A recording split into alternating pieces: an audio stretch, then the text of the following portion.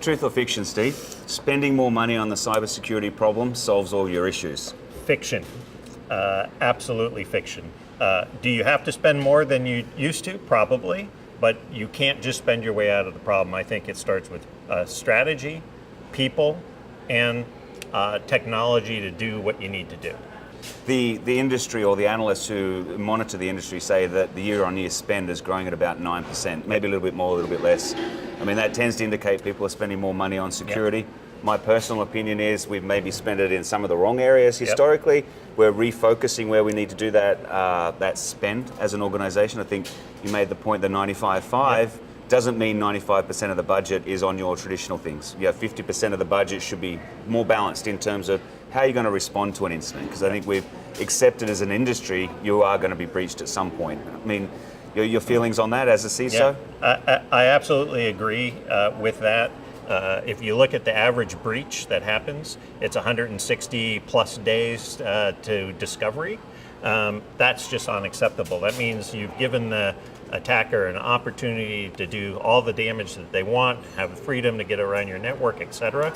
For our program, I task my team average of 24 hours from the time something starts to the time that they're able to mitigate it, identify it and mitigate it. That doesn't mean that nothing bad is happening. It means that when something bad happens, we're catching it very, very quickly and being able to contain it. How do you do that on a global basis? I mean, Cisco doesn't just operate in this beautiful area where the sun's shining, right? You operate globally, you're a global organization. I mean, that's always an interesting discussion I have with CISOs is how do you do this on a global basis? So I think one is we do business in 170 countries. We have one global network that serves all of our 120,000 employees. And so we use that network as a ginormous sensor. We collect about 4 terabytes of data every day that we bring in and say, let me run a play. Play is, what am I trying to protect? What are the threats that are against it? Yep. What do I do if I see something? And what data do I use to detect that something is happening?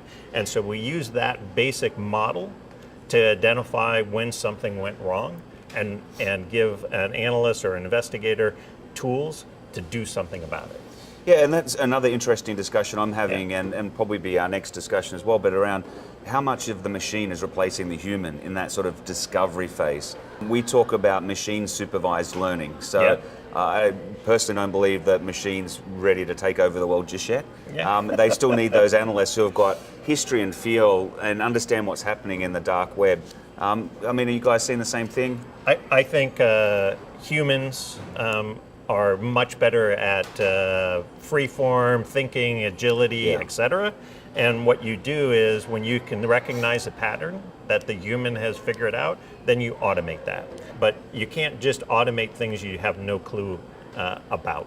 And so I think that's how you start, is look for the pattern in the way the investigator and the way the breaches are happening, automate those, and now I get speed and scale. Right, and do you see that that's reducing the number of staff in there? I mean, I don't see that happening. I still, whilst I believe malware is dumbing down, the way the bad guys are attacking is, I mean, the incredible sophistication there. And scale, right? I mean, they're using web-based technology and cloud technology to scale their attacks. Yes. So the scale, the frequency, the time to market, traumatic improvements for them to come after us. They don't have to get things right once. We have to get it right over and over and over again to defend against it. So absolutely, I think they're using web scale against us, and we have to use scale against them. Right, and I think that's an area where the security industry hasn't kept up with the criminals, right? I mean, they've used the hyperscalers, they've looked at the market and said, what's the best means for us to deliver this attack? Whereas from a more of a defensive point of view, which the industry comes from, we haven't taken on those advantages of the hyperscalers or the connectivity, and it's just interesting how they were able to react instantly. Yep, and I think part of our challenge is when we do deploy those technologies, how do we quickly and effectively deploy them at scale and reduce the false positive so that we can actually scale with them, and that's the part of the trick. And so organizations are having to deal with probably more complex compliance regulation that government bodies are setting, industry is setting on their own verticals, things like that. Are you seeing an impact from that in terms of your spend and the cost of being regulated? Yeah, I think one of the challenges that security has to face today is every country is sort of doing their own thing. Right. And so how do you keep track of what's going to impact you, when it's going to impact you, et cetera? So as a global company, you actually have to invest in understanding and I think influencing those regulatory bodies to some degree, the ones that are going to affect you, so that you can manage and sort of forecast what things you're going to need to deal with a year from now or 2 years from now. Right, and the European regulation that came out. GDPR, yeah. I mean, was that a big cost to your business? I think it was a cost to the business, absolutely, to get ready, but I think it was also good for the business because it gave us an impetus to really focus on a few things, do them really well and completely, and change sort of the model of how we thought about those regulations. So the next ones that are coming from Japan or Singapore or wherever are going to be easier to digest and get ready for.